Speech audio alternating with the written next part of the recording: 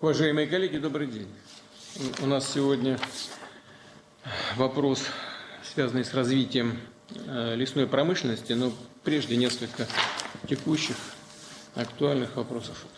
Виталий Геннадьевич, приближается сезон отпусков. Как у нас ситуация складывается на Черном море по ликвидации последствий крушения танкеров? Да, пожалуйста. Уважаемый Владимир Владимирович, уважаемые коллеги, правительственная комиссия продолжает работу по ликвидации последствий чрезвычайного происшествия, вызванного крушением танкеров в Керченском проливе. В марте завершены демонтаж и утилизация кормовой части танкера «Волга-нефть-239». Всего за время работы откачано около 1500 тонн водомазутной смеси, срезано и вывезено более 830 тонн металлоконструкций. Правительственная комиссия определилась с вариантом утилизации мазута из затонувших фрагментов танкеров, носовой части «Волга-нефть-239», а также носовой и кормовой частей танкера «Волга-нефть-212». При выборе варианта руководствовались прежде всего вопросами обеспечения экологической безопасности в районе ЧС. Комиссией принято решение установить над затонувшими фрагментами танкеров специальные инженерные сооружения, кофердамы, которые позволят изолировать находящийся в танках мазут и не допустить его разлива в акватории Черного моря. В дальнейшем планируется откачать мазут из танков через технологические люки в кофердамах, а сами кофердамы утилизировать вместе с затонувшими судами. Минтрансом организована подготовительная работа.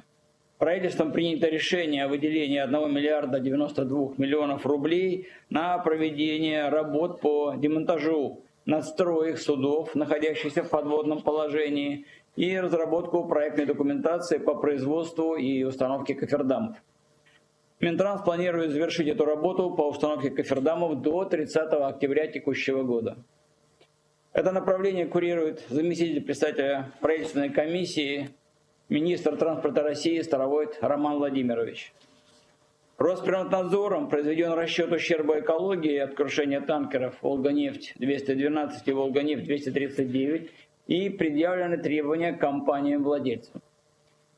Общая сумма предъявленных компаниям-владельцам указанных танкеров требований составила почти 85 миллиардов рублей. Дальнейшая работа будет вестись в соответствии с действующим законодательством. В Крыму, Севастополе, Краснодарском крае, за исключением Анапы и Темрюкского района, планируется открытие туристического сезона в обычном режиме. По итогам исследования атмосферного воздуха, пресной воды и из источников питьевого водоснабжения отклонений от нормативов не выявлено. Также не выявлено отклонений от нормативов в рыбе и продукции аквакультуры в зоне ЧС. Роспотребнадзором организован регулярный забор проб на территории данных регионов, включая наиболее пострадавшие 150 пляжей в Краснодарском крае, в Анапе 141 пляж и в Темрюкском районе 9 пляжей. Ожидаем, что в ближайшее время Роспотребнадзор представит заключение о соответствии проб песка и морской воды санитарным требованиям. А на основании заключения Краснодарским краем совместно с Роспотребнадзором и Минэкономразвития будет принято окончательное решение о формате организационного отдыха в текущем году. В Анапе и Темрюкском районе организация туристического сезона с использованием инфраструктуры коллективных средств размещения, санаториев, домов отдыха, гостиниц, спа-комплексов возможно без ограничений. По работе пляжей и доступу к морю ждем заключения Роспотребнадзора. Правительством приняты также меры поддержки лицам, осуществляющим предпринимательскую деятельность на территории Краснодарского края, пострадавшим от последствий ЧС. Речь идет о продлении сроков уплаты отдельных платежей, налога на имущество организации, земельного налога, страховых взносов. Меры распространяются в том числе на санаторно-курортные организации, организации отдыха детей и их оздоровления, туристические агентства и туроператоров. Кроме того, в январе правительством были приняты решения о выделении в 2025 году из федерального бюджета 1,5 миллиарда рублей в целях возмещения понесенных бюджетом Краснодарского края расходов на выполнение работ по ликвидации последствий ЧС. Также в марте было выделено почти 105 миллионов рублей на приобретение морспасслужбы Минтранса не менее 12 километров боновых заграждений и не менее 30 тонн биосорбента.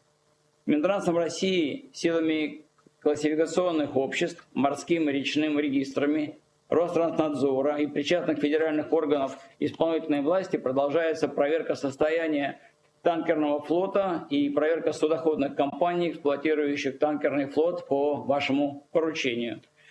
По результатам проверки будут подготовлены предложения по усилению контроля над техническим состоянием таких судов и осуществлением такого рода перевозок. О первых результатах проведенных мероприятий будем готовы доложить вам отдельно в мае текущего года.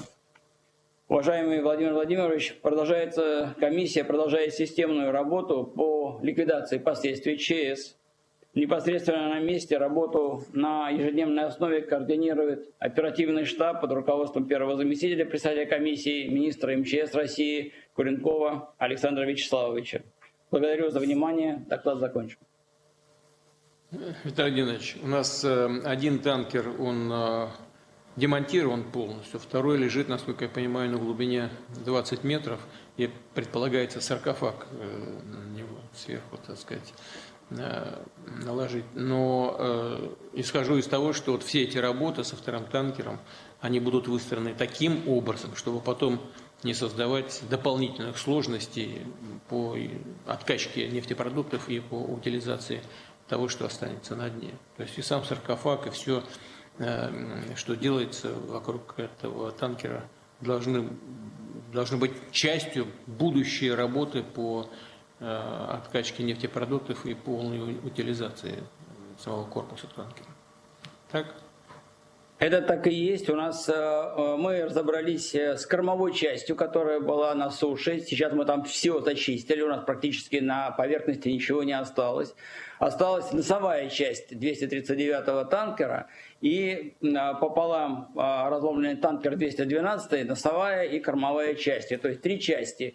Там в общей сложности там достаточно много мазута, 3919 тонн. И поэтому мы приняли такое решение, исходя из экологической безопасности, накрыть саркофагами, кофердамами, скажем, инженерными сооружениями, в которых будут специальные люки, которые позволят откачать мазут, а потом мы будем утилизировать и сами кофердамы, и оставшиеся 3 части. И мы завершим эту работу. Хочу сказать, что движению морскому кофердамы мешать не будут, мы это просчитывали. И также они будут закреплены, что никакой шторм их не повредит, пока будем мы производить эти работы по откачке и утилизации. Хорошо, ладно, спасибо. Александр Вячеславович, к Куренкову обращаюсь. Ситуация с паводками, как она сейчас складывается, и как идет подготовка к пожароопасному сезону? Уже в некоторых местах Уважаемый Владимир борьба с пожарами уже идет. Да, есть матч. Уважаемый Владимир Владимирович, в большинстве регионов нашей страны зима выдалась довольно малоснежной и была значительно теплее обычного. С учетом этого, весеннее половодье началось немного раньше обычных сроков, но в целом проходит без существенных осложнений. На сегодняшний день во всех субъектах Северо-Кавказского и Южного федеральных округов, а также на большей части европейской территории России реки полностью освободились ото льда. Сейчас в зоне нашего пристального внимания находятся южные регионы Урала и Сибири, а также Поволжье, где идут активные паводковые процессы. На прошлой неделе мы фиксировали подъемы воды в бассейнах рек Иртыш, Обь и Ангара с локальным подтоплением низменных участков. Вместе с тем, в Тюменской области на реке Ишим продолжается подъем воды в связи с интенсивным таянием снега и заполнением водохранилищ на территории Республики Казахстан. Для недопущения масштабных последствий паводков прошлого года налажено тесное взаимодействие с казахскими коллегами. Регулярный обмен информацией позволяет нам контролировать пропуск паводковых вод и в случае ухудшения обстановки своевременно принимать дополнительные меры по ее стабилизации. На сегодняшний день на территории Российской Федерации потоплен 1 жилой дом, 88 приусадебных участков и 33 объекта транспортной инфраструктуры. Хочу отметить, что эти цифры существенно ниже показателей прошлого года, в том числе благодаря заранее спланированным превентивным мероприятиям. Они проводятся с учетом прогноза весеннего половодья, а также мониторинга и анализа складывающейся обстановки, в том числе с применением искусственного интеллекта. Все эти меры должны обеспечить контролируемое прохождение весеннего половодья и снизить возможные негативные последствия. Уважаемый Владимир Владимирович, теперь что касается лесопожарной обстановки. Пожароопасный сезон уже открыт в 69 субъектах Российской Федерации. Всего с начала года, по данным авиалесоохраны, на территории Российской Федерации зафиксировано более 680 очагов лесных пожаров на общей площади свыше 178 гектаров, что значительно превышает показатели прошлого года. Наиболее сложная обстановка складывается в Республике Дагестан и Бурятия, Приморском, Забайкальском и Краснодарском краях, Астраханской и Калининградской областях. Отдельно хочу остановиться на ситуации с лесными пожарами в Забайкальском крае, где на всей территории с 7 апреля введен режим чрезвычайной ситуации в лесах регионального характера.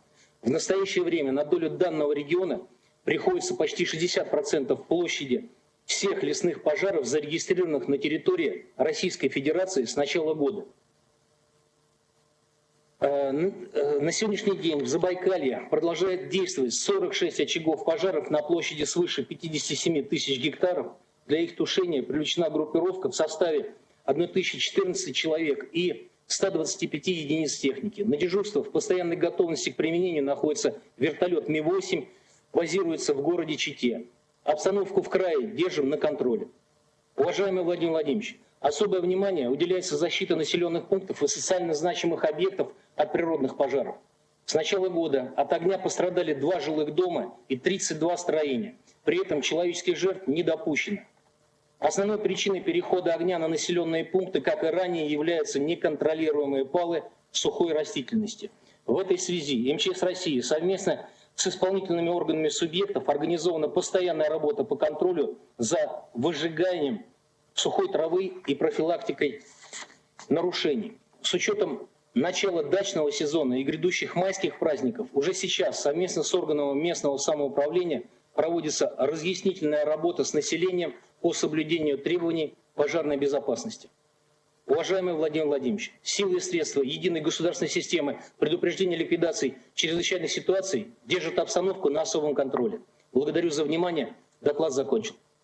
Да. Александр Вячеславович, из того, что вы сказали, получается, что как минимум в 8 регионах Российской Федерации количество очагов лесных пожаров значительно превышает показатели прошлого года. Поэтому здесь очень важно реагировать своевременно, не допустить тяжелых последствий, тем более какой-то значимого ущерба для людей.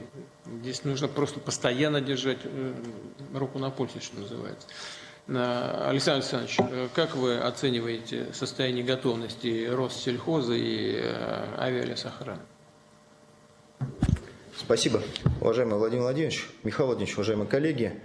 Александр Вячеславович сказал уже о том, что весенний пожароопасный сезон на месяц раньше наступил в Центральном, Приволжском и Дальневосточном округе. Это связано с малоснежной зимой, и пик пожарной опасности у нас придется как раз на конец апреля и начало мая, и к середине мая мы подойдем к, скажем так, к пику. У нас готово 28 тысяч человек, это, конечно, основная цифра наземная группировка, 21 тысяча лесных пожарных, еще 6 тысяч парашютистов-десантников и почти 400 летчиков-наблюдателей. И наша федеральная авиалесохрана – это 775 профессионалов высокого уровня. Мы авиационный резерв разместили в 9 регионах, в основном это Дальний Восток и Сибирь. Если позволите кратко, вот центральный округ, сейчас там пожаров нет, но температура растет и все силы приведены в повышенную готовность. Мы скоординировались с коллегами из МЧС, с регионами, в том числе с Москвой, и акцент в первую очередь на обнаружение, потому что из-за высокой плотности населения любое возгорание может привести к задымлению городов, в том числе столицы. Важно мониторить не только лесные и ландшафтные, в том числе и торфяные пожары. Мы буквально собирались у Александра Вячеславовича, недавно с Дмитрием Николаевичем Патрушем, рассматривали в том числе и торфяные пожары. У нас 44 торфяника, которые потенциально пожароопасные, и их нужно обязательно мониторить в особом режиме. Что касается Дальневосточного округа, 96% от всех лесных пожаров на сегодняшний день приходится на два региона. Владимир Ильич, это Забайкалье и Еврейская автономная область. Я на прошлой неделе совместно с руководителем Рослесхоза и коллегами из МЧС полностью проехал все регионы Дальнего Востока, которые сейчас отнесены к пожароопасным. Это Хабаровский край, Еврейская автономная область и Забайкалье. Что могу сказать? В Забайкалье все горимые площади сосредоточены в одном районе, это Тунгокочинский, свыше 40 тысяч гектаров.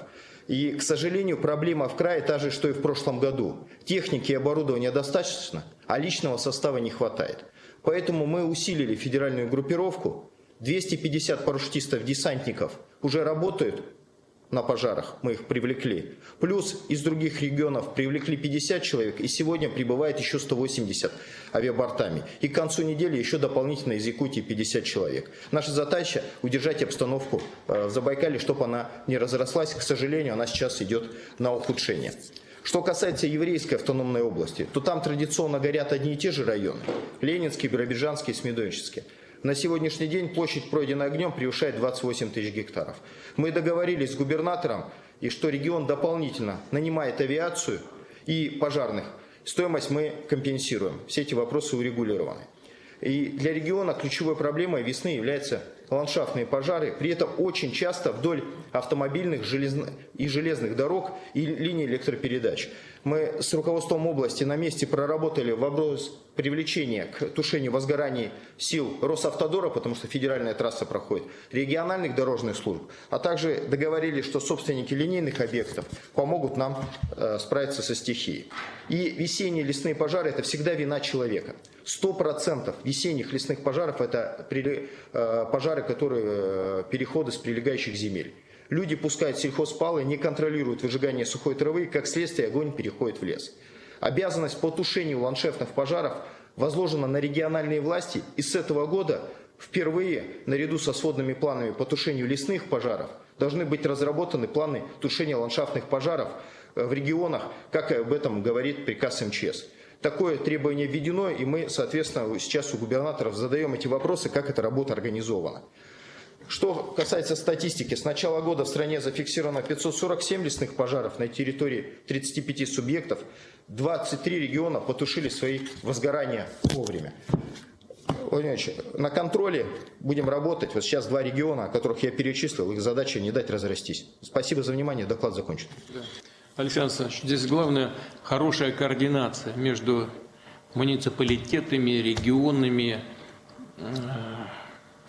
вашим ведомством, Рослесхозом, авиалесохраной и МЧС. Нужно, чтобы все работали в едином ритме и вовремя включали те силы и средства, которые возможно включить, и которые нужны для ликвидации последствий этих пожаров. У нас сил и средств достаточно. Важно только их вовремя и координированно включать на тех участках, которые являются наиболее опасными. Очень рассчитываю на то, что эта работа будет налажена. Спасибо. И теперь вопрос совсем из другой темы. Физическая культура и спорт. У нас с 1 января 2022 года предусмотрен налоговый вычет за занятия спортом, сдачу ГТО, прохождение диспансеризации.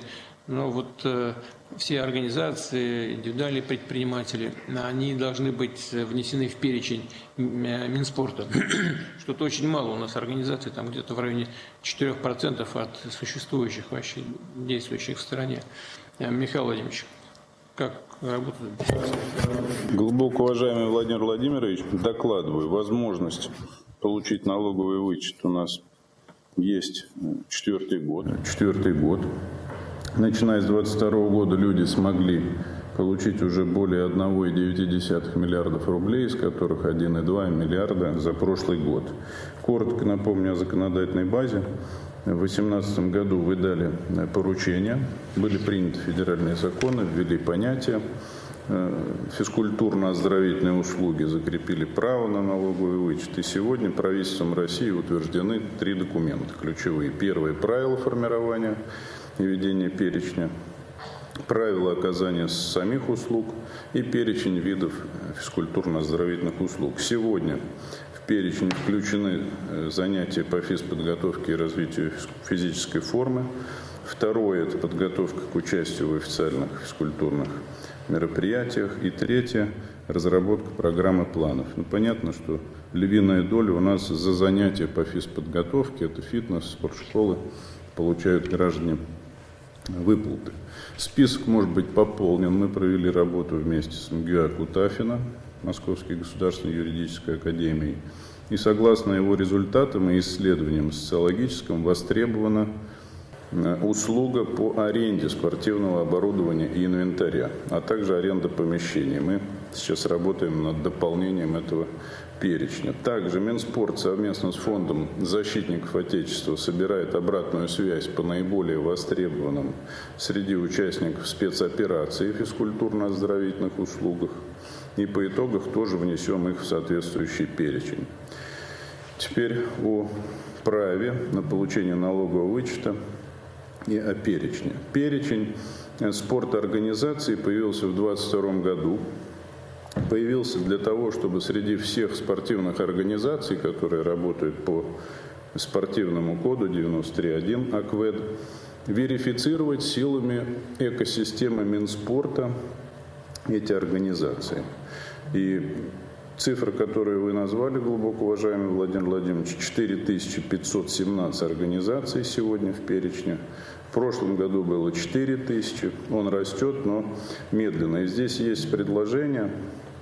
Мы вели эту работу, не лично я, коллектив министерства в правительстве в прежние годы и уперлись в вопросы наличия контрольно-надзорных полномочий у Минспорта, чтобы ввести или лицензирование спортивных организаций, или другие меры государственной фиксации этого списка.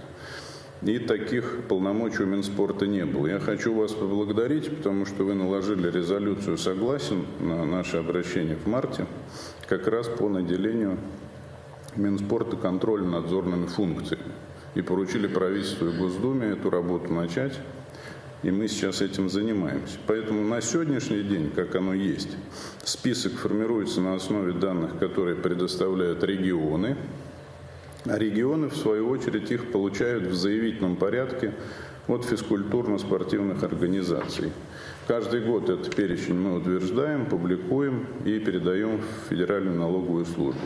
Какие проблемы по дороге зафиксированы и расшиваются сейчас в рабочем порядке? Во-первых, автоматическое продление участия в перечне, оно напрашивается. Учитывая, что вопрос про активность и удобство важен, мы его отработаем с региональными органами власти, которые первичную информацию эту собирают. Вместе с тем отмечу, что в принципе сама процедура довольно простая, необременительная, но мы должны действовать здесь проактивно. Кроме того, граждане отмечают неудобства в поиске организаций в перечне. Почему? В него включаются пока только названия юридических лиц, они часто не соответствуют торговым маркам. Для удобства мы с ближайшего перечня, он начинается 1 октября у нас формирование, мы это изменение внесем. Сегодня критерии для включения следующие. Первое – это АКВЭД.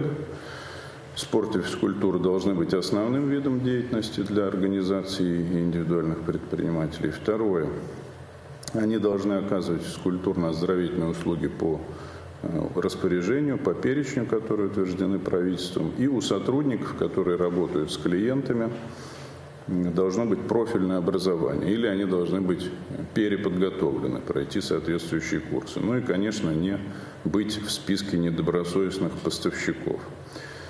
Также возникла проблема, где ее не ждали. Сейчас детско-юношеские спортшколы в соответствии с законом о гармонизации с сентября 2023 года переходят из отрасли в спорт спорта в области образования, просвещения. Это я вам докладывал этот вопрос. Меняются акведы, хотя некоторые из спортшкол в свободное от основных тренировок время продолжают оказывать физкультурно-спортивные услуги на возмездной основе гражданам из близлежащих микрорайонов.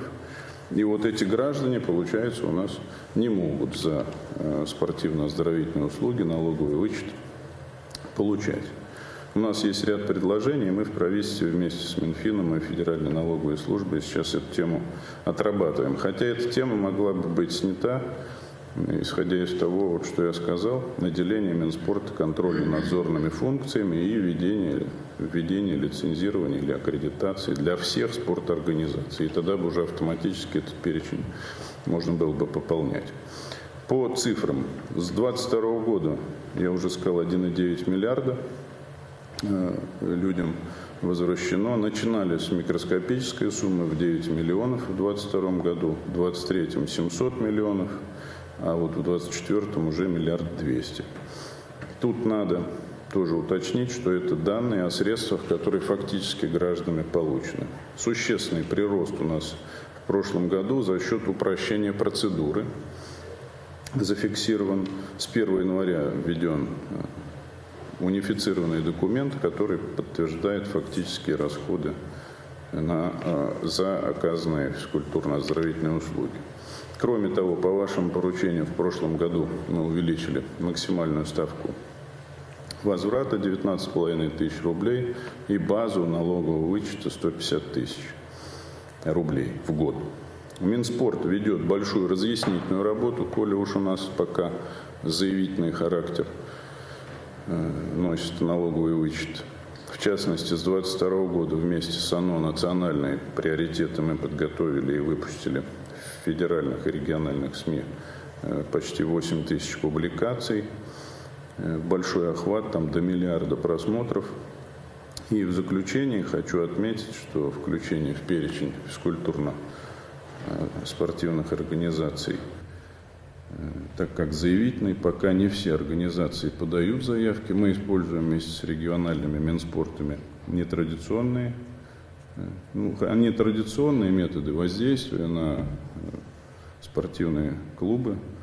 Работаем с местными фитнес-сообществами и теми гражданами, кто эти услуги получает, которые, соответственно, оказывают на организаторов спортивного процесса даже давление, чтобы они включались в этот перечень и подталкивают владельцев туда включаться. Это позволяет ежегодно как раз вот этого роста, пока недостаточного, добиваться. Работа будет продолжена по этому направлению. И по ГТО, скажу, по вашему поручению от мая прошлого года введен еще один налоговый вычет для граждан, которые прошли диспансеризацию и выполнили нормативы комплекса ГТО, получив или подтвердив знак отличия. Это у нас позволяет обладателям знаков отличия дополнительно сэкономить до 2340 рублей в год. Вычет также можно получить у работодателя или самостоятельно. В прошлом году, справочно сообщаю, у нас знаки отличия ГТО получили 2,7 миллиона человек. Ежегодно это количество возрастает. И если нарастающим итогом посмотреть, всего в системе ГТО зарегистрировано 23 миллиона участников, из них 11 миллионов получили значки. Доклад окончен, Владимир Владимирович. Михаил Владимирович, вот что касается детских и юношеских спортивных школ и других вопросов с этим связанных, конечно, нужно продолжить совершенствование нормативно-правовой базы, нужно выстроить отношения и между ведомствами внутри правительства, между правительством, федеральными органами власти и регионами, продолжить обязательно. Вы мне докладывали свои предложения, я помню, я их поддерживаю, конечно. Нужно продолжить поддержку федераций, различных спортивных федераций, оказывать им всяческую помощь, поддерживать их. И прошу вас это делать и как министра, и как председателя Национального олимпийского комитета. При этом мы все должны исходить из того, что спортивные федерации носят ярко выраженный социальный характер и не являются частными коммерческими организациями. Нужно выстроить работу таким образом, чтобы снизить нагрузку на семьи на российские, на граждан, которые хотят и стремятся к тому, чтобы и самим, и чтобы их дети занимались физической культурой и спортом.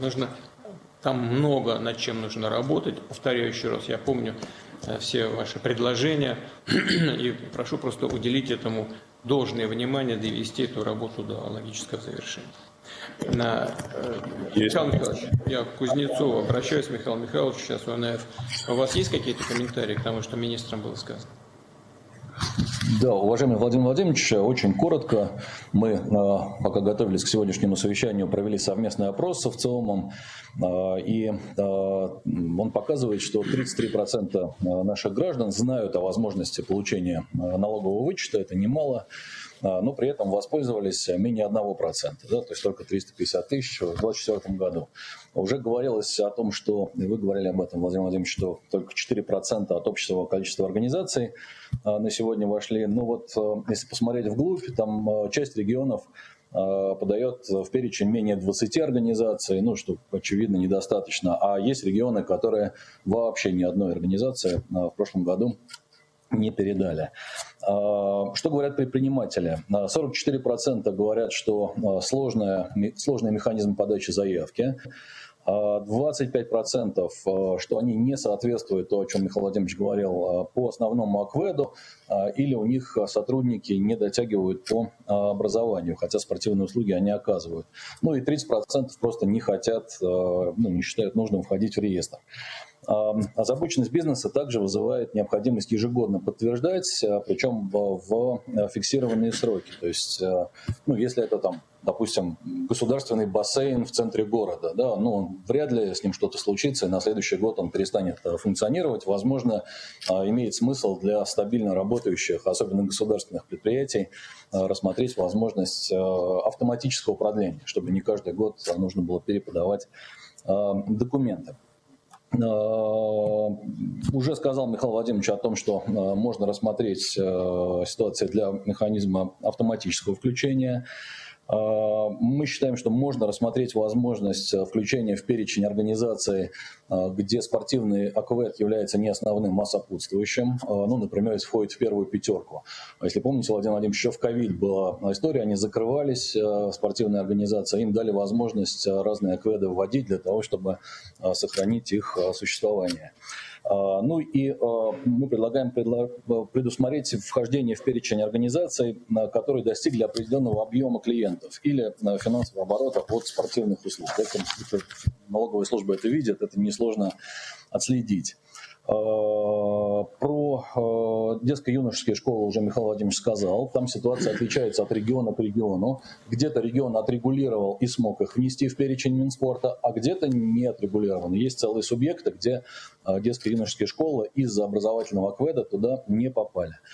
Третье, Владимир Владимирович, есть неоднократное обращение на вашу прямую линию касательно возможности получения налогового вычета за оплату спортивных услуг родителям по аналогии с медицинскими услугами. То есть сейчас налоговый вычет за спорт можно получить за себя и за детей, а на медицинские услуги можно еще и за супругов и родителей. Если это возможно, можно подумать, чтобы сделать по аналогии. Про клиентоориентированность тоже Михаил Владимирович уже сказал. Действительно, это подтверждается данными налоговой службы, потому что у нас самостоятельно, Владимир Владимирович, только 1% граждан подает вычет. Да? То есть 99% это работодатели.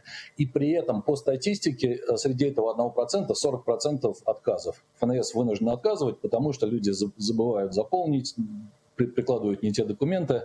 То есть людям здесь просто надо помочь сориентироваться, и тогда этот процент точно будет расти. По сдаче ГТО у нас есть одна небольшая правовая коллизия, связанная с тем, что диспансеризация до 40 лет проходит раз в 3 года, а, соответственно, ГТО можно сдавать ежегодно. А там нужно, чтобы в 1 год были проведены и, соответственно, и диспансеризация, и сдачи ГТО. Поэтому, может быть, здесь просто надо отрегулировать таким образом, чтобы диспансеризация действовала в течение нескольких лет.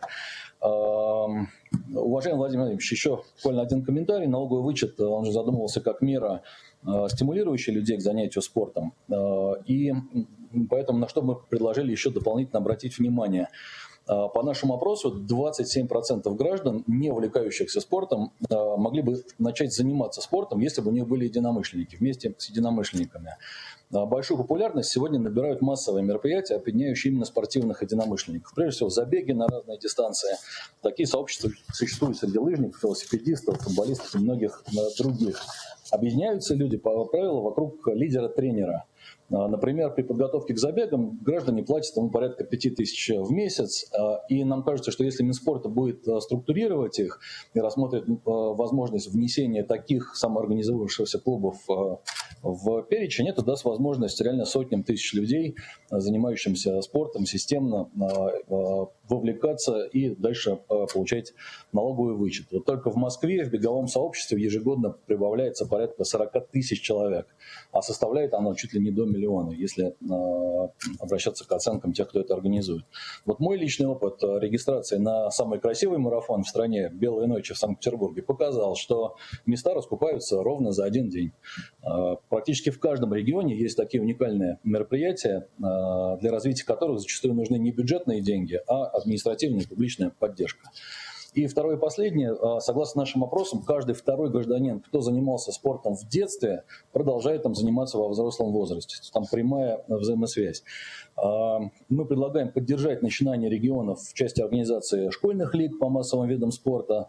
Ну, например, Московская область многое для этого делает. Можно стимулировать проведение детскими тренерами части уроков физкультуры в первую половину дня. Это точно создаст дополнительный поток спортивно одаренных детей из спортшколы.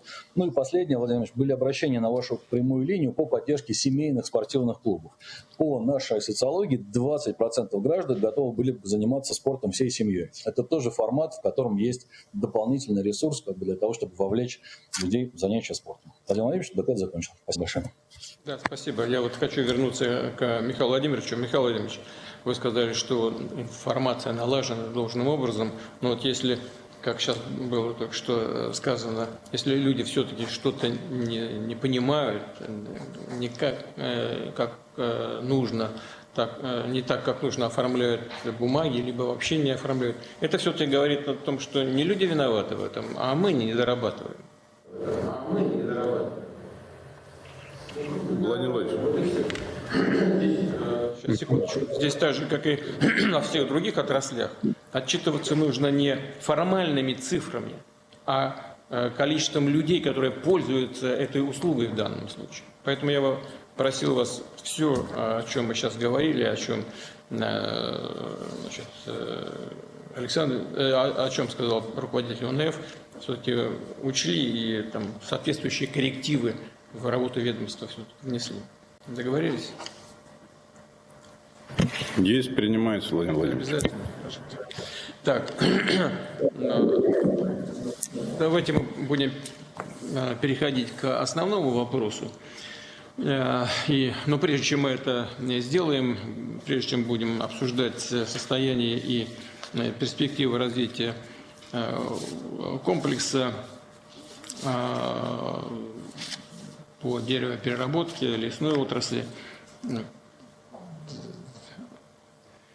перенесемся в несколько регионов. Мы сегодня запускаем новое производство сразу 3 предприятий отечественного лесопромышленного комплекса.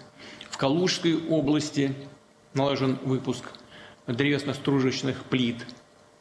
Проект деревопереработки полного цикла. В Ленинградской области открывается производство бумажно-слоистого пластика. И в Московской области начинает работать цех по выпуску упаковки для пищевых продуктов. Прежде всего, конечно, поздравляю трудовые коллективы этих предприятий, всех, кто участвовал в реализации этих проектов с хорошим значимым событием. Как для компаний, регионов, так и практически для всей отрасли. У нас запланирована видеосвязь с коллегами на местах, и рассчитываю, что они расскажут об особенностях производства, поделятся своими дальнейшими планами. Отмечу, что лесная промышленность России имеет хорошие перспективы. Большие резервы, хочу это особо подчеркнуть, большие резервы и потенциал для уверенного роста. На долю России приходится 1/5 часть мировых запасов древесины. И мы обязательно будем развивать всю технологическую цепочку эффективного использования наших лесных богатств. В числе приоритетных задач укрепление технологической базы деревообработки, включая выпуск оборудования и техники. Будем, кстати говоря, на некоторых проектах при их реализации были использованы исключительно российские технологии, российское оборудование. Нашим производителям будем помогать выстраивать логистические потоки и выходить на новые рынки сбыта. Кроме того, нужно постоянно повышать эффективность поддержки глубокой переработки древесины, чтобы в нашей стране появлялось больше современных предприятий с хорошо оплачиваемыми рабочими местами, чтобы российские компании отвечали на внутренний спрос, предлагали товары высокой добавленной стоимостью, а это мебель, бумага, продукты лесохимии. И, конечно, дальше осваивали такое перспективное и востребованное направление, как производство комплектов для строительства экологичных, комфортных деревянных домов. Рассчитываю, что коллеги со стороны бизнеса расскажут о том, насколько результативны и доступны действующие меры поддержки бизнеса.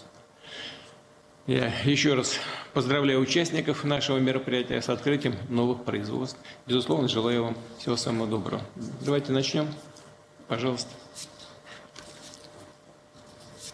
Уважаемый Владимир Владимирович, сегодня, как вы сказали, открываем 3 новых предприятия. Хотел бы обратить внимание, что они все у нас работают в высоких переделах этой отрасли. Группа «Ультрадекор» специализируется на выпуске продукции для мебельной промышленности, которая у нас растет хорошими темпами последние годы. В свое время компания первая в нашей стране освоила производство ламинированных полов, МДФ, УСП плит. За 2 десятка лет она построила 7 предприятий, это 25 производственных площадок. В их числе новый крупнейший в России завод в сегменте ДСП плит. Мощность его 900 тысяч кубических метров в год, и он сегодня начнет работать в Калужской области. Компания «Слотекс» из Петербурга тоже занимается выпуском востребованных материалов для мебели. В 2023 году она подхватила производство ламинированного ДСП на заводе, ушедшей из России компании «Икеа» в Новгородской области, и реализовала там ряд инвестпроектов. А теперь для удовлетворения повышенного спроса компания открывает в Ленинградской области производство инновационного, как вы уже сказали, бумажно-слоистого пластика для покрытия вот этих древесных плит. И еще один проект, который мы сегодня запускаем, имеет особое значение для пищевой промышленности. Как вы знаете, Владимир Владимирович, у нас в 2022 году крупнейшие европейские поставщики упаковки для длительного хранения остановили импорт, прекратили работу на нашем рынке. В этот момент наш производитель картонной упаковки, компания «Молопак», приняла решение о строительстве завода, продукция которая могла бы заполнить эту нишу. Минпромторг вместе с правительством Московской области поддержали проект через займы Фонда развития промышленности и бесплатное предоставление в аренду земельного участка под строительство.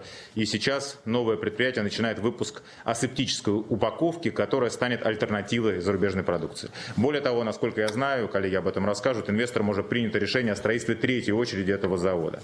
Это позволит полностью закрыть все потребности нашей страны в такого рода продукции. Хотел бы поблагодарить тоже руководство компании за своевременную такую оперативную работу по импортозамещению. Коллеги непосредственно на производственных площадках находятся и более подробно расскажут о своих достижениях и дальнейших планах. Спасибо. Хорошо, спасибо. Отлично, давайте посмотрим, что там. Ардашер Ермамедович, пожалуйста. Уважаемый Владимир Владимирович, меня зовут Ардашер Кубаншой, я директор компании «Ультрадекор». Мы специалисты по глубокой переработке низкосортной древесины. Прежде чем перейти к представлению проекта, хотел поблагодарить вас, что федеральные министерства промышленности, экономического развития и финансов работают как сервисные подразделения для экономики страны. И в нашем случае для промышленности тоже. Хотел поблагодарить губернатора господина Шапшу и сенатора господина Артамонова за создание комфортных условий для инвестиций в Калужской области, за помощь и поддержку. Теперь к проекту. Сегодня мы запускаем крупнейшее в мире производство древесно-стружечных плит на территории особой экономической зоны Калуга. Объем инвестиций 22 миллиарда рублей. Хочу это отметить, что особые экономические зоны важны не только из-за льгот, но и из-за наличия имеющейся инфраструктуры. В Калужскую область мы инвестировали за последние 4 года 75 миллиардов рублей. Создан, по нашему мнению, уникальный кластер деревообработки, не имеющий аналога ни в США, ни в Китае, ни в Европе. С 2002 года в России успешно реализовали 25 проектов с объемом инвестиций более 200 миллиардов рублей. Создано 6 производственных площадок в 5 регионах. Планируем в 2025 году инвестировать 17,5 миллиардов рублей в новые производства. Уважаемый Владимир Владимирович, спасибо, что дали возможность рассказать о нашей работе. И для нас честь ваше участие в запуске нового производства. Спасибо. Спасибо вам. Владислав Валерьевич, как оцениваете запуск предприятия для региона? Владимир Владимирович, крутое предприятие по-настоящему. У нас, по сути, в Калужской области сформировался новый кластер, новая специализация, перспективная специализация для региона, глубокая деревопереработка, обращая внимание, низкосортной древесины, той, которую нужно убирать сегодня из лесов. А на том месте, где эти леса убираются, где-то уже перезрелые или такие уже требующие того, чтобы их перерабатывали, там высаживаются новые молодые саженцы уже хвойных пород растений для того, чтобы воссоздавать нашу природу. Конечно, создание таких предприятий требует и подготовки кадров. И сегодня мы, по сути, в новой для себя отрасли готовим специалистов. Вот уже несколько групп ребят по специальности деревопереработка у нас обучаются на территории региона. И дальше эту работу будем продолжать. Спасибо за поддержку вашу лично и правительство Российской Федерации. Удачи, хочу всем пожелать. Давайте переедем в Ленинградскую область. Пожалуйста, Вадим Евгеньевич. Добрый день, Владимир Владимирович, добрый день, коллеги. Меня зовут Вадим Осипов, я управляющий директор и совладелец группы компаний «Слатекс». Компанию организовал мой отец, а с 2010 года я на правах наследника продолжаю развивать семейный бизнес. 2025 год для нас юбилейный. Мы празднуем 35 лет с момента основания и празднуем большим событием. Открываем сегодня новый завод по производству мебельных плит в городе Всеволожск. Это наша 3-я производственная площадка. Завод построен в рамках инвестиционного соглашения с Ленинградской областью. И мы очень благодарны Александру Юрьевичу и правительству Ленинградской области за такую возможность. Мы этим запуском завершаем полный цикл производства декоративных облицовочных материалов для мебели от промышленной печати и до готовых мебельных комплектующих. И в частности продолжаем развитие производства декоративного бумажно-слоистого пластика. Это материал, состоящий из многих слоев технических и декоративных бумаг, пропитанных термореактивными смолами. Материал имеет широкую область применения. Это в быту и кухонные столешницы, и мебельные фасады, и материал для изготовления детских площадок, экстерьерных фасадов зданий, интерьерной отделки. А есть технические области применения. Это в первую очередь операционные, медицинские, это лаборатории, химические, технические, это подвижной состав железной дороги, отделка вагонов, это судостроение. И у меня за спиной находятся готовые к запуску пресса, которые могут производить до 2 миллионов квадратных метров декоративного пластика в год. Мы сегодня запускаем не только этот завод, мы в 2025 году еще запускаем новые мощности на новгородской площадке, которая называется «Экстраверт», бывший завод «Икеа». Там мы расширяем производство мебельных плит с акцентом на дизайн, это аналоги итальянских материалов. Суммарно в обе площадки мы вложили больше 3 миллиардов рублей. Это без учета покупки завода у шведской компании IKEA. Будем продолжать наши инвестиции дальше. 900 миллионов из этих денег мы получили в форме льготного займа по линии Минэкономразвития. И в заключение хочу сказать огромное спасибо за те возможности, которые мы получаем, те меры поддержки, которые мы получаем для развития наших инвестиций и вообще за ваш интерес к развитию глубокой переработки древесины в нашей стране. Большое спасибо. Да. Вадим Евгеньевич, прежде чем дать слово Александру Юрьевичу для короткого комментария, хотел бы вот что спросить. Вы сказали, за моей спиной, так сказать, там оборудование и так далее. Да. Ну, за вашей спиной там я вижу и работники, которые трудятся там. Да. Я не знаю, можно ли оторвать кого-то, хотя бы одного из них от производственного цикла. На одну секундочку, чтобы он подошел к... Да. Кто-нибудь один, подойдите, пожалуйста. Кто-нибудь один, кто подойдет? Не стесняйтесь.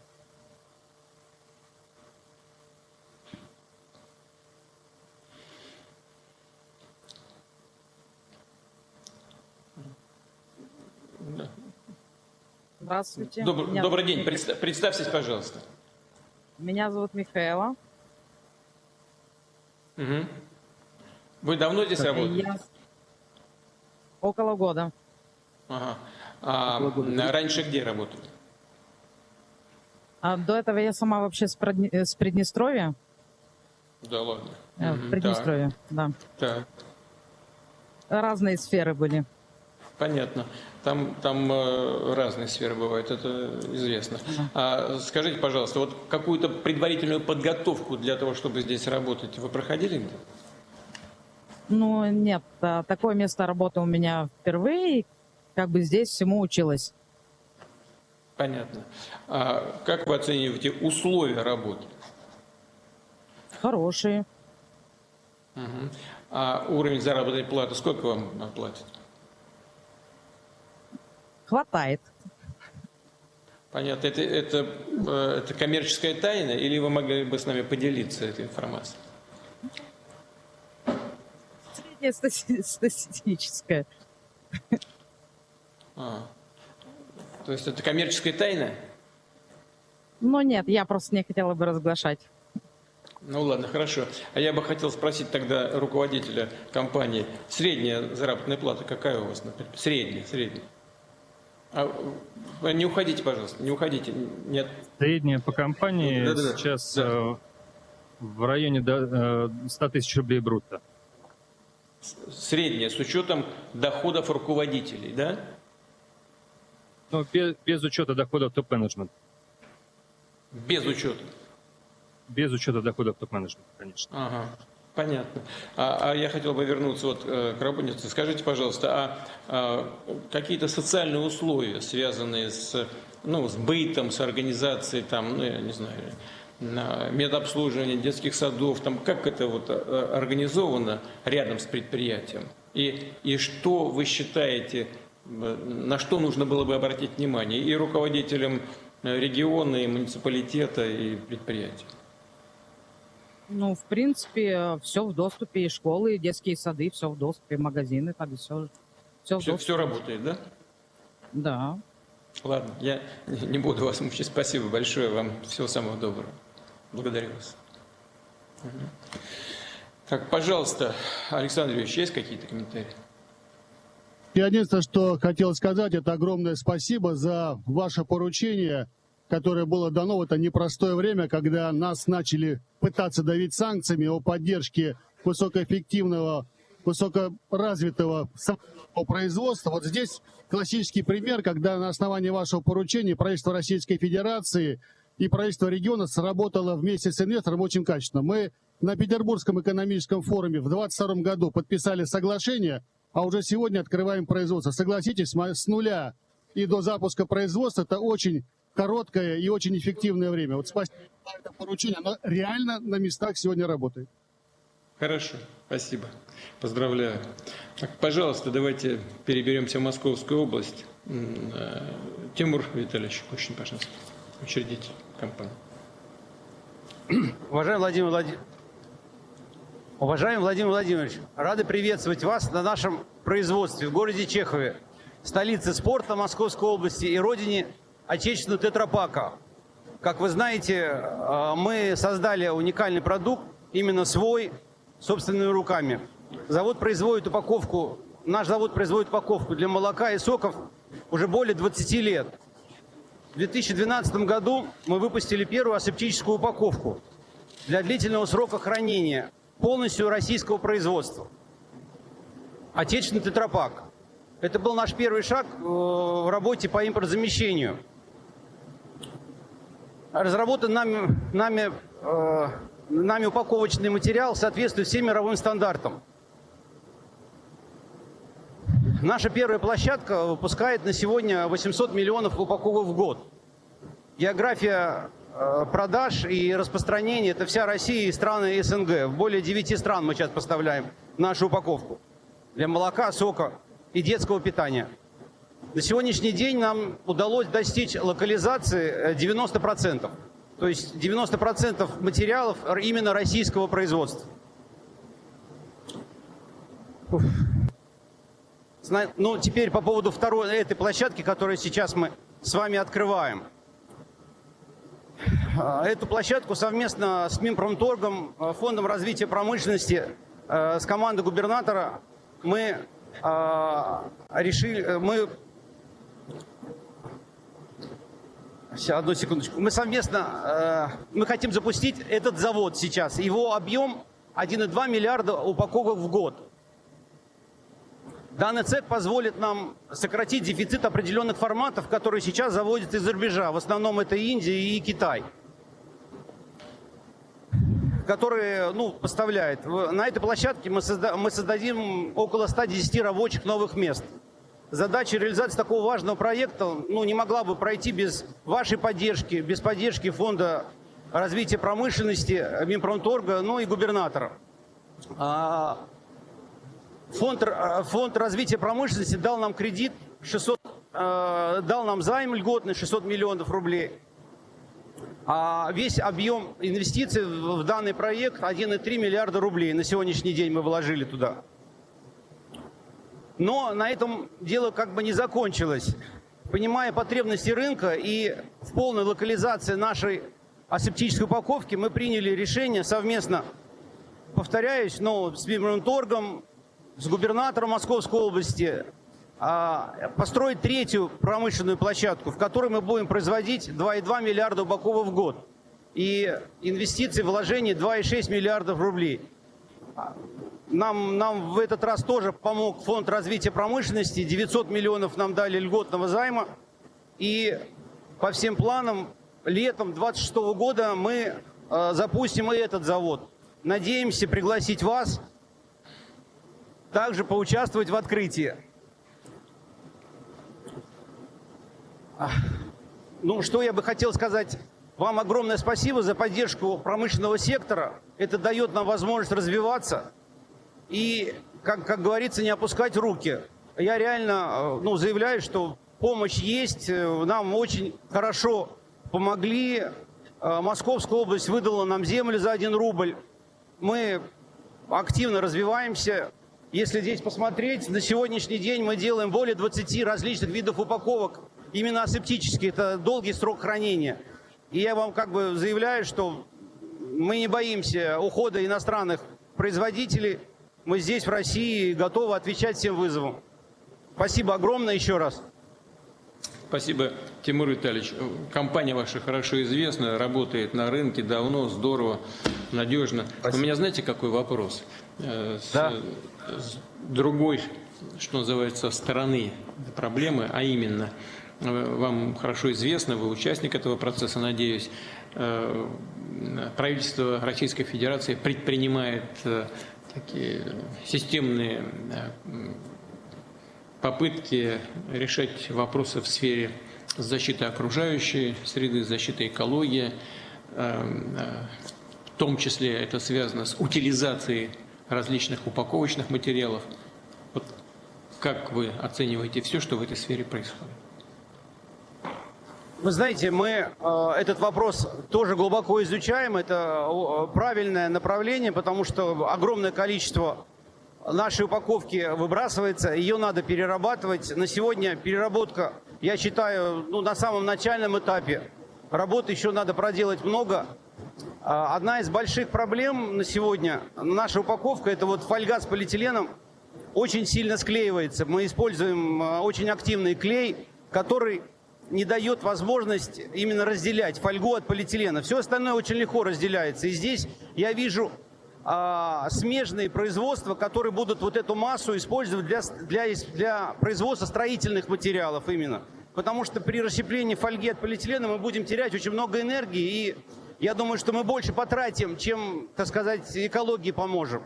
Поэтому, мое мнение, надо, чтобы смежные предприятия начали параллельно идти в ногу вот с вашим решением и начать какие-то новые виды строительных материалов, может быть, еще что-то. Я знаю, что в свое время были разработаны интересные проекты в плане поддонов, в плане скамеек. Это все очень, я думаю, что будет хорошо развиваться.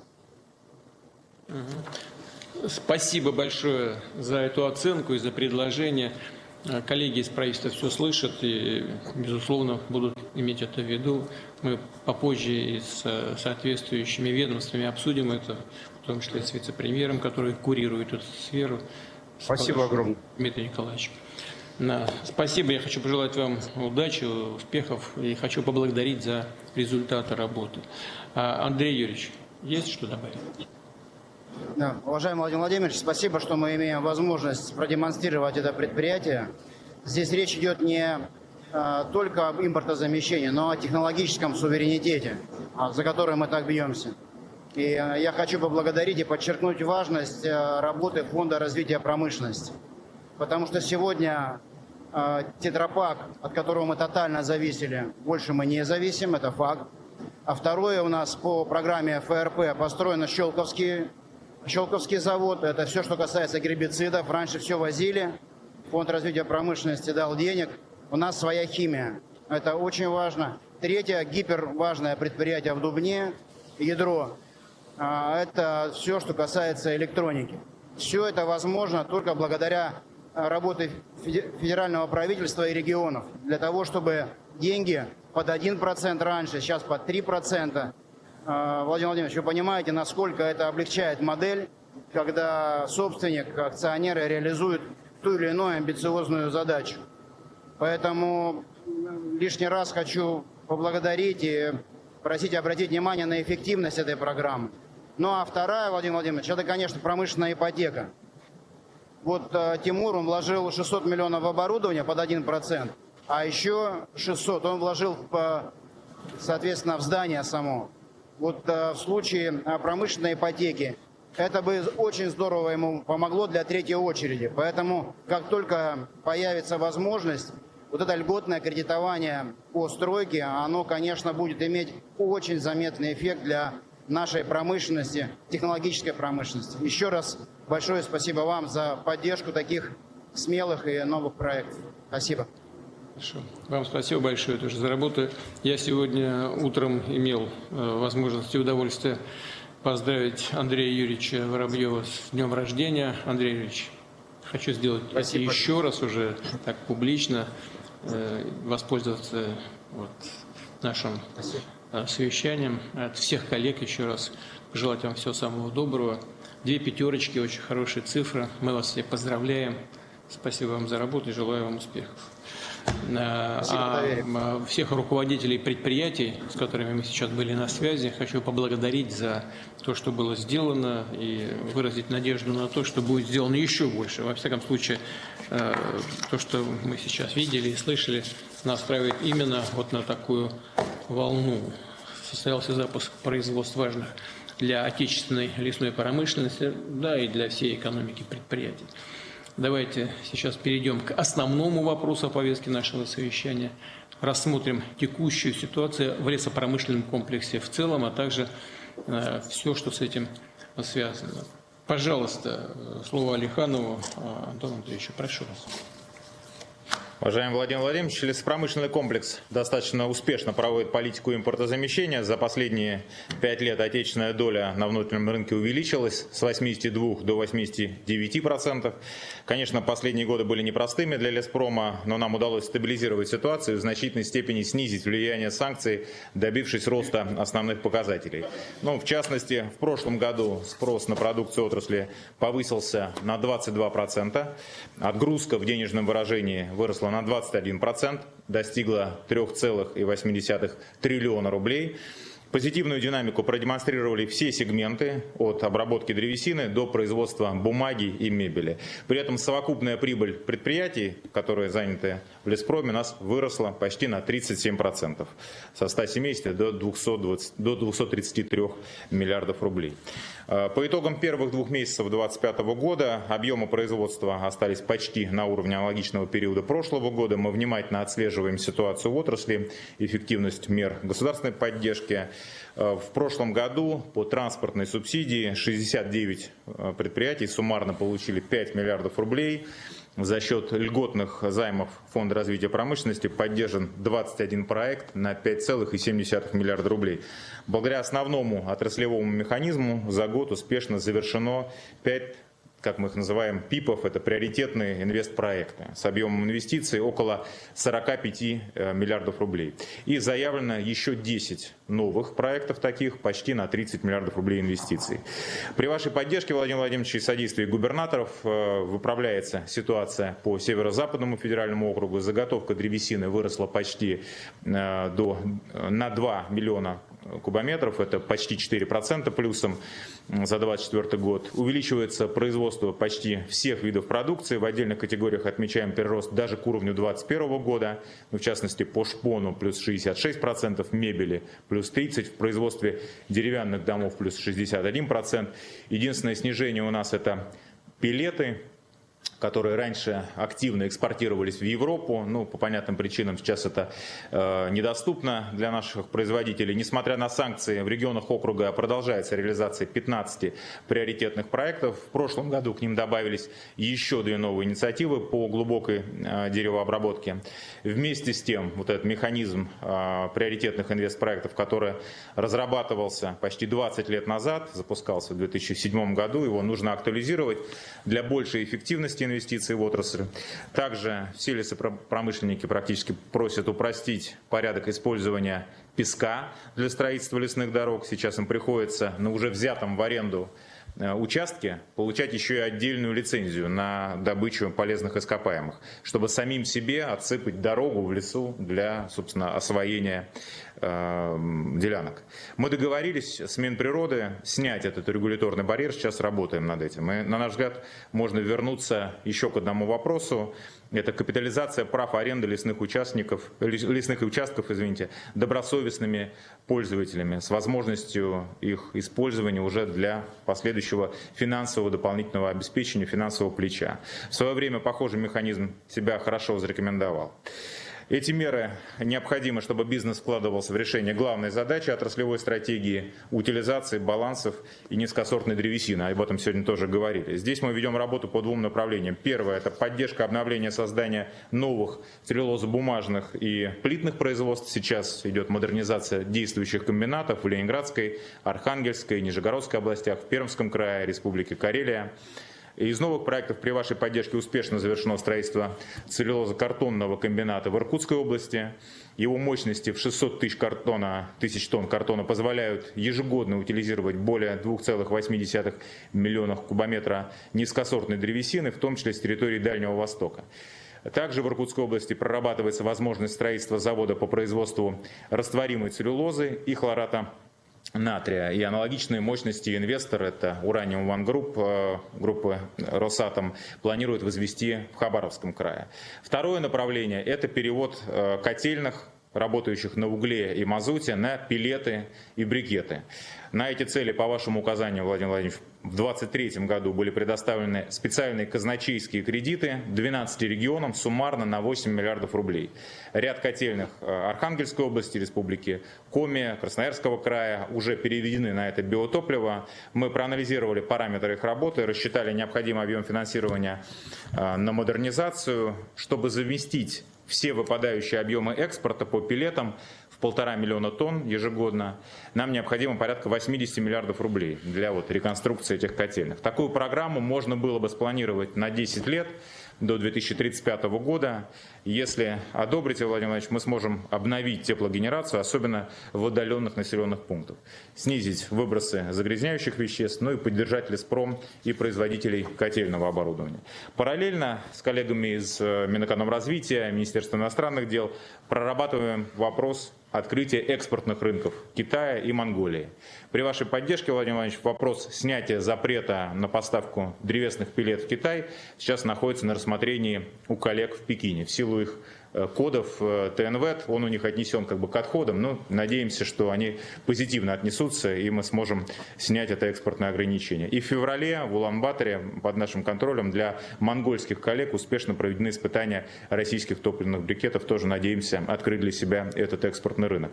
Еще одна важная технологическая задача, которую мы перед собой поставили, касается повышения производительности труда в низких переделах отрасли. Речь идет про разработку современных лесозаготовительных машин, харвестеров и комплектующих в виде харвестерных головок и форвардов, так называемых.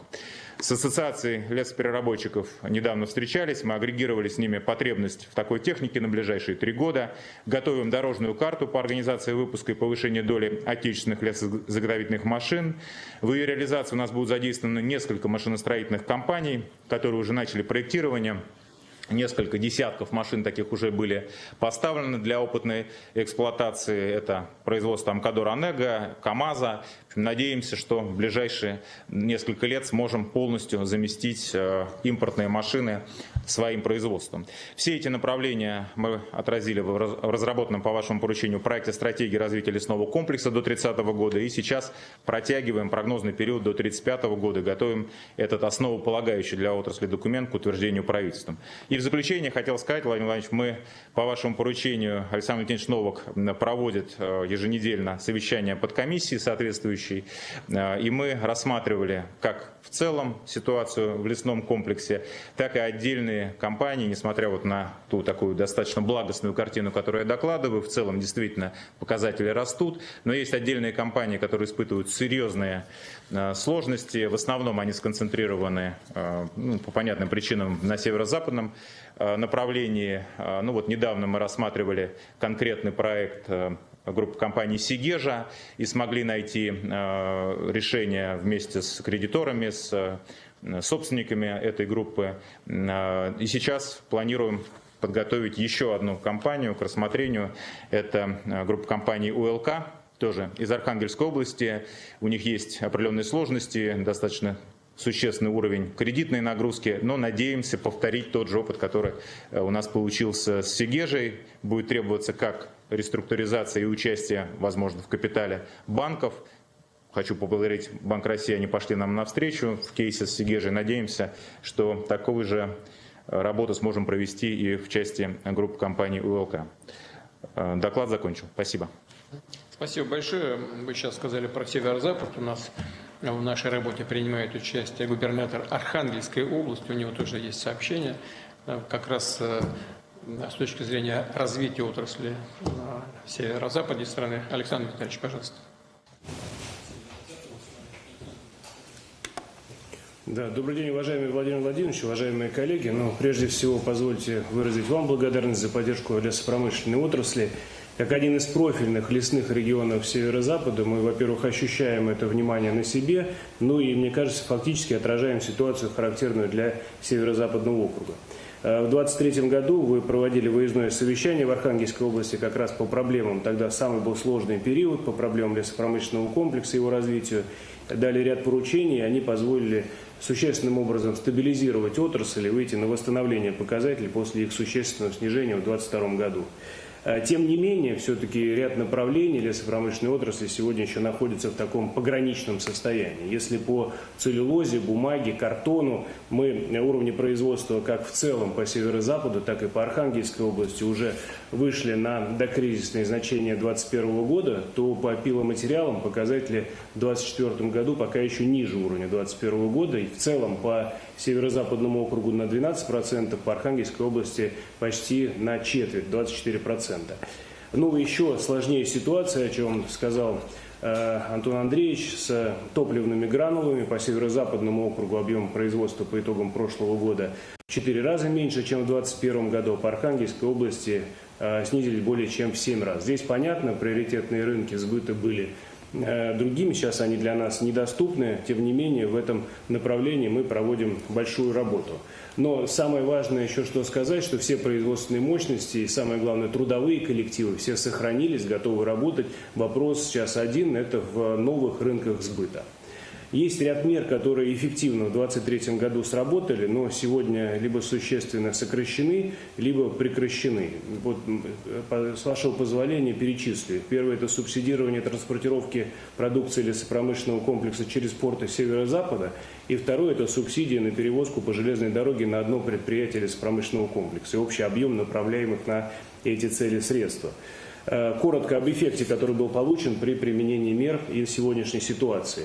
Субсидии на перевозку продукции через северо-западные порты в 2023 году позволил переориентировать до 80% объема отраслевой продукции на морское сообщение. Это снизило нагрузку на железную дорогу и привело к увеличению, во-первых, рентабельности экспорта, и, что самое главное, позволило нашим производителям выйти и закрепиться на новых рынках. К сожалению, сегодня объемы средств, выделяемых на логистику, существенно снижены, и это проблема, на которую стоит обратить внимание. К примеру, субсидирование перевозок через порты северо-запада уже в 2024-2025 годах не осуществлялось вообще. А предельный лимит субсидий на перевозку по железной дороге на одно предприятие лесопромышленного комплекса снизился с 500 миллионов в 2023 году до 200 миллионов в этом 2025 году.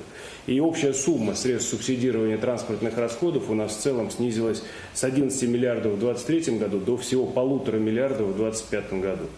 И возобновление этого субсидирования в прежних объемах сейчас крайне важно для лесной промышленности северо-запада. Это важно и с точки зрения сохранения производства, и с точки зрения создания новых экспортных связей, продолжения развития Северного морского пути, о чем недавно говорили на Международном арктическом форуме, и портовой инфраструктуры. Также значимой остается тема железнодорожной логистики. Здесь лесопромышленный комплекс также нуждается в системной поддержке. В соответствии с вашими поручениями, тоже 2023 года, у нас была, напомню, изменена степень приоритета перевозки древесины с 7 на 5 уровень. Это серьезно тогда стабилизировало экспортные потоки, и сейчас, к сожалению, мы откатились еще дальше, и очередность установлена ниже даже, чем была в 2023 году. Мы перешли в 8-ю категорию приоритетности из 12 существующих.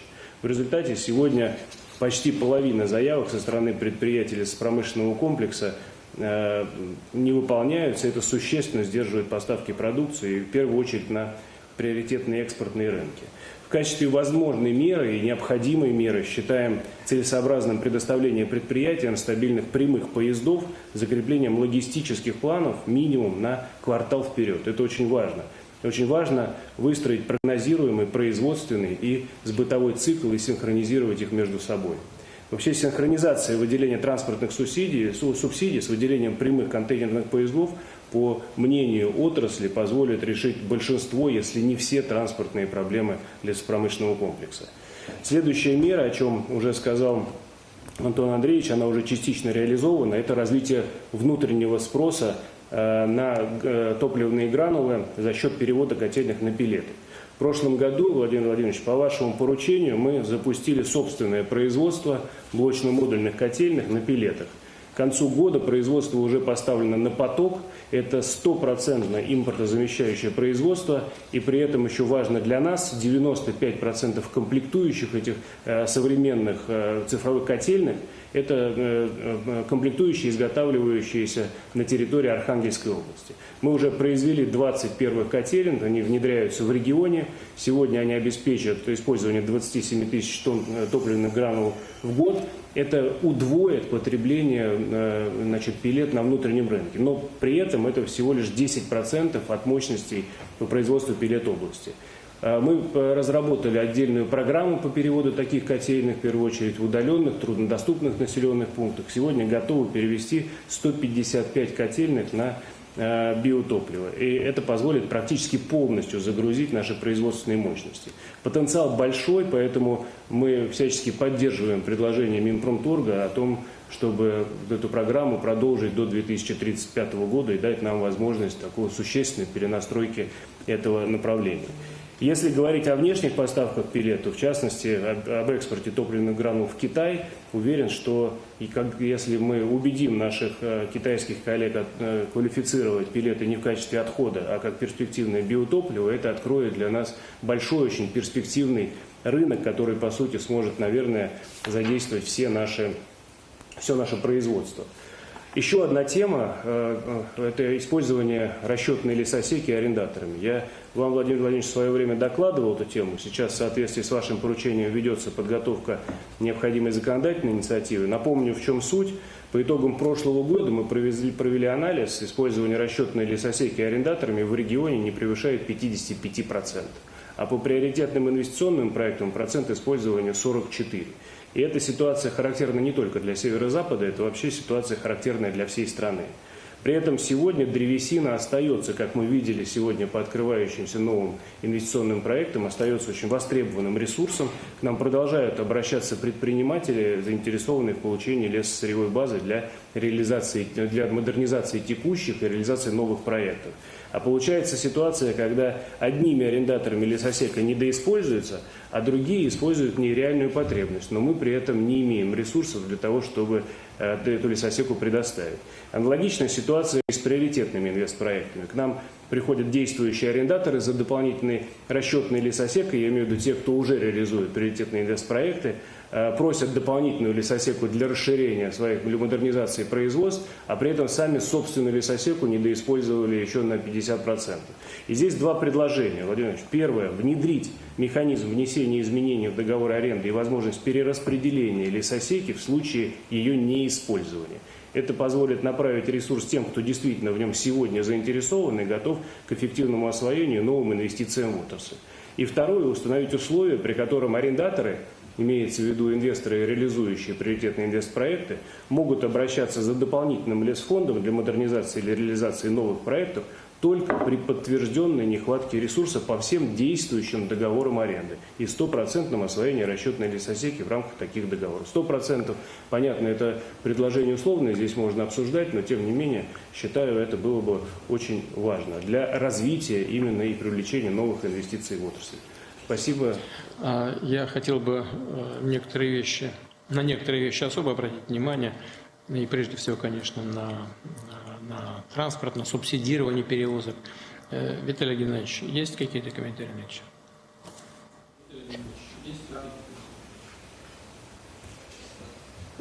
Субсидирование Минпромторга. Минпромторг субсидирует именно эти вещи. Что касается перевозки, мы перевозим в рамках ПНД.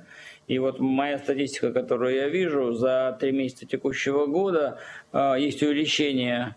В марте вообще на 8%, но есть увеличение, 7 миллионов тонн перевезено в вагонах, 1,9 в контейнерах. Мы рассмотрим совместно с РЖД еще раз, что можно сделать для того, чтобы поднять в очереди. Но для этого, Владимир Ильич, мы здесь сами ничего не регулируем. Правила недискриминационного доступа, они касаются всех видов грузов. Поэтому надо очень аккуратно будет подойти, чтобы другие грузы не пострадали. Поэтому, если ваше будет поручение, мы еще раз отдельно к этому вернемся и более подробно посмотрим вместе с губернатором. Да, будем считать, что такое поручение есть. Мы оформим все, о чем сегодня говорили, соответствующими поручениями. Но если это субсидирование в рамках, так сказать, компетенции Министерства промышленности, тогда прошу Алиханова несколько слов сказать. Пожалуйста. Да. Владимир Владимирович, действительно, это так называемая транспортно-экспортная субсидия. Она администрируется нами через нацпроект «Международная кооперация и экспорт». В этом году у нас заложено на финансирование в целом 5,9 миллиарда рублей.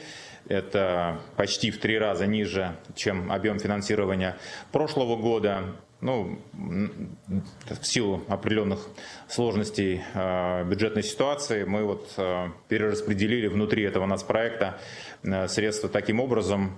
Но хочу сказать, что лесной сектор один из немногих, условно, скажем так, связанных с сырьевой составляющей, который не был исключен из этой субсидии. Мы максимально сконцентрировали эту субсидию на машиностроительной отрасли, но при этом сохранили лес, снизили несколько объем субсидий максимальный, который может выбрать одна компания, с тем, чтобы в том числе расширить количество получателей. Сейчас Российский экспортный центр закончил отбор заявок, итоги пока не подвели. Мы видим, тем не менее, что количество участников, количество компаний, которые получат эту субсидию по сравнению с предыдущими годами, будет увеличиваться.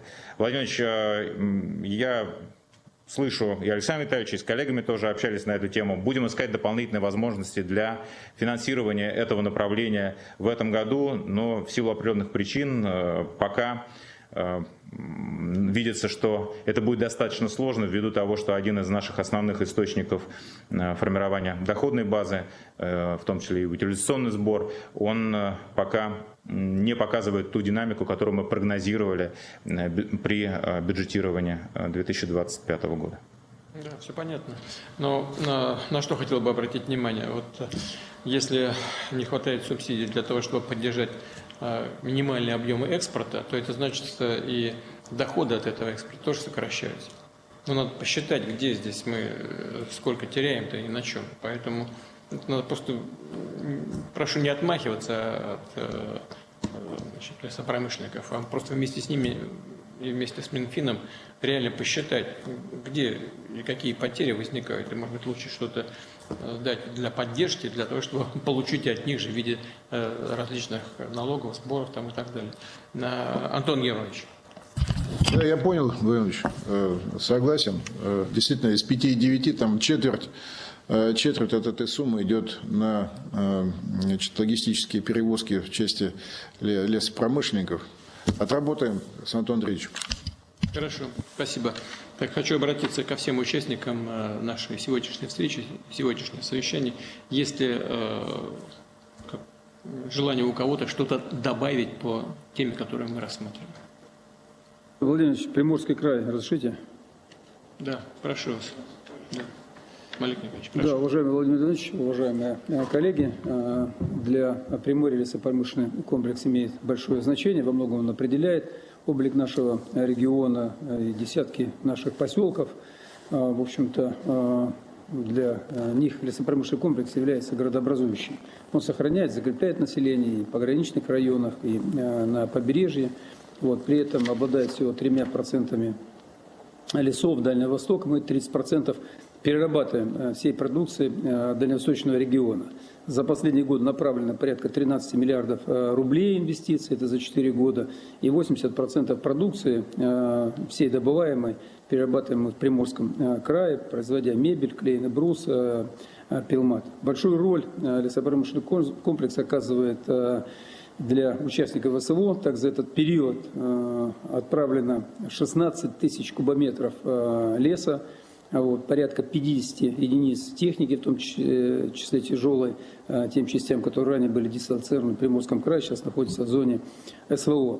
Мы со своей стороны понимаем значимость этого комплекса и максимально поддерживаем его.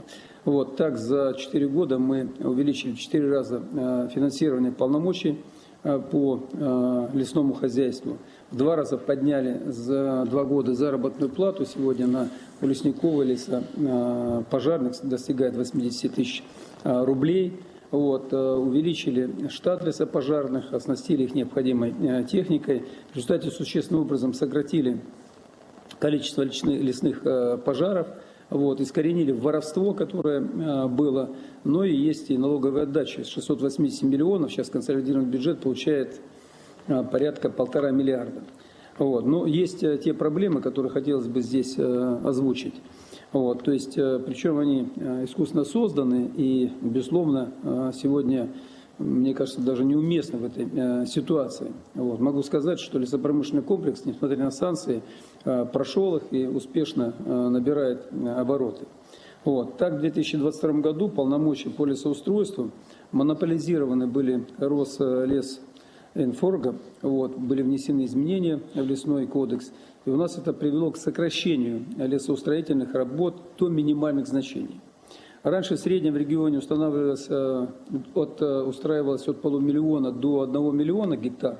Доля участия в них Рослесинфорга не превышала 20%. Сейчас запрос на проведение лесоустройства только в арендованных участках в Приморском крае составляет более 400 тысяч гектаров. И их просто некому выполнять. И этот запрос будет только расти. Это значит, что предприятия будут сокращать объемы заготовки древесины или будут вести хозяйство в лесах на истощение. Росинфорг уже сейчас, имея ползаказа в Приморском крае, более 300 тысяч гектаров, не справляется с взятыми на себя обязательствами. Поэтому я прошу вас, уважаемый Владимир Владимирович, дать указание о демонополизации лесоустройства на арендованных лесных участках. Предлагаем допустить проведение лесоустроительных работ за счет средств инвесторов, иных участников рынка, как это было раньше. А за Рослесхозом, Рослесинфоргом и органами исполнительной власти субъектов предлагаем закрепить функции контроля качества и приемки этих работ. Второй момент. Хочу обратить еще на одну проблему, связанную с цифровизацией. Мы инициативно на протяжении 5 лет уделяли ей большое внимание. Заранее оцифровали все материалы, вплотную приблизились к созданию собственной цифровой модели управления лесами. Поэтому внедрение федеральной государственной информационной системы лесного комплекса мы оказались максимально готовы. Но даже для нас и наших предприятий ее внедрение стало вызовом. Фактически тестовая эксплуатация и отладка системы началась только с 1 января. Некоторые ключевые разделы системы не разработаны до сих пор. И в системе постоянно функционируют массовые сбои. Любой отказ и ошибки неизбежно приводят к реальным остановкам производственных процессов. По состоянию на текущую дату система дала 66 дней, когда работала с критическими ошибками и сбоями, что приводило к остановке лесозаготовки. Простой техникой они не могли выйти. То есть сегодня система стала цифровым узким горлышком. Без нее невозможно работать на земле, и бизнес вынужден свою работу останавливать, так как несет административные риски. Штрафы доходят до 500 000 рублей с конфискацией транспортных средств и лесных грузов. Сейчас для отрасли такие отказы, сбои – непозволительная роскошь. Прошу ваше указание, Владимир Владимирович, перевести в ГИС ЛК в режим тестовой эксплуатации до устранения всех недоработок системы. На период тестовой эксплуатации прошу установить мораторий на все меры ответственности. И предусмотреть альтернативные механизмы оказания государственных услуг с последующей интеграцией данных в ГИС ЛК. После завершения отладки предлагаю поручить Минцифры России сделать полноценный аудит системы, чтобы не допустить подобных ситуаций впредь. Спасибо большое. Хорошо, спасибо большое, Олег Николаевич. Уважаемые коллеги, у нас участников много. Я что предлагаю? Тема очень важная, безусловно. Для России лесной комплекс представляет особое значение, имея в виду наши запасы, возможности и перспективы. Поэтому у меня какое предложение? Конечно, мы все, о чем сегодня говорили, и все предложения, которые поступили в ходе совещания, оформим в качестве поручения. Я просил бы Максима Станиславовича Орешкина этим заняться, проработать с ведомством, безусловно, и проработать с коллегами, которые участвовали в сегодняшнем совещании. Всех прошу в администрацию эти предложения прислать. Наверняка вопросов больше, чем мы сегодня обсудили. А после проработки с ведомствами правительства эти поручения подготовить. И в целом нацелить нашу работу таким образом, чтобы у нас было ясное понимание, как будет комплекс развиваться. Об этом тоже было сказано до 2035 года. Спасибо большое. Всего доброго. Благодарю вас за работу.